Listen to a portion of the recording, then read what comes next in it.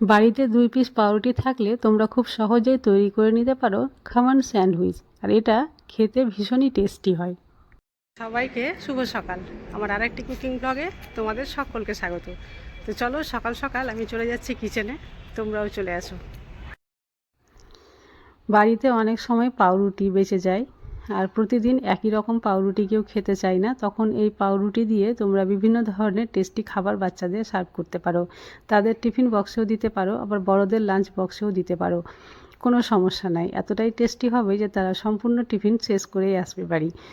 তার জন্য এখানে আমি নিয়ে নিয়েছি 2 পিস পাউরুটি, আর নিয়ে নিয়েছি একটা টমেটো। তো পাউরুটির চারিধারটা কেটে দিলাম, আর টমেটো দেখছো এইভাবে গোল গোল করে পাতলা পাতলা করে কেটে নিয়েছি। আর নিয়ে নিয়েছি একটা কাঁচা আলু। আলুটা ছিলে ভালো করে ধুয়ে পরিষ্কার করে নিয়েছি। এবার এটাও খুব পাতলা পাতলা করে 3-4 পিস করে নিয়ে নিয়েছি। এবার সবগুলো কাটা কমপ্লিট হয়ে গেল।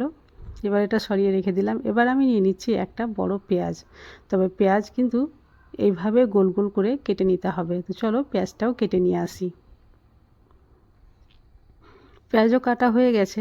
তো যতটা কাটাকুটির ঝামেলা ছিল সবগুলো আমি কমপ্লিট করে নিয়েছি। এবার এগুলো সাইডে সরিয়ে রেখে দিচ্ছি। এবার নিয়ে নিচ্ছি একটা মিক্সিং জার, আর এটাতে দিয়ে দিচ্ছি মুগ ডাল। মুগ ডাল প্রায় আধ ঘন্টা আগে আমি ভিজিয়ে রেখেছিলাম, খুব সহজেই কিন্তু ভিজে যায়। আর দিয়ে দিলাম 1/2 ইঞ্চির মতো আদার টুকরো, আর এটা একটু পেস্ট করে নিয়েছি। আর এই পেস্টটা এখন একটা মিক্সিং জারে আমি ট্রান্সফার করে নিচ্ছি। দেখতেই পাচ্ছ এর থিকনেসটা কতটা রেখেছি। এবার দিয়ে দিলাম স্বাদ মতো লবণ, পরিমাণ মতো হলুদ গুঁড়ো, সামান্য পরিমাণে দিচ্ছি ঝাল লঙ্কার গুঁড়ো, আর খুবই কম পরিমাণে দিলাম বেকিং সোডা। তোমাদের কাছে বেকিং সোডা না থাকলে তোমরা এর পরিবর্তে ইনোও দিতে পারো। তো বেকিং সোডা দিয়ে আর 2-1 ফোঁটা জল দিয়ে ভালোভাবে মিক্স করে নিচ্ছি।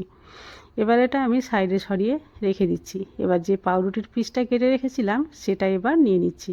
এবার এটাতে আমি লাগিয়ে দিচ্ছি ধনেপাতার চাটনি বা গ্রিন চাটনি।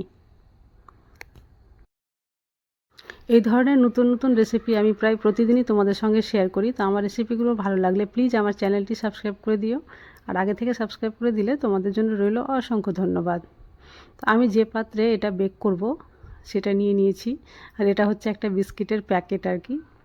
আর এটাতে প্রথমে পাউরুটি দিয়ে দিলাম, তার উপরে এইভাবে দিয়ে দিচ্ছি আলুর পিসগুলো, তার উপরে দিয়ে দিচ্ছি পেঁয়াজের টুকরো।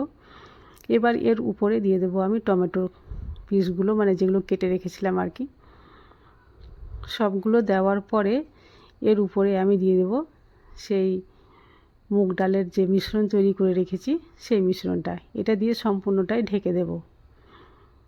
এবার গ্যাসের ফ্লেম অন করে আমি আগে থেকেই কিন্তু একটা পাত্রে জল গরম হতে দিয়েছিলাম।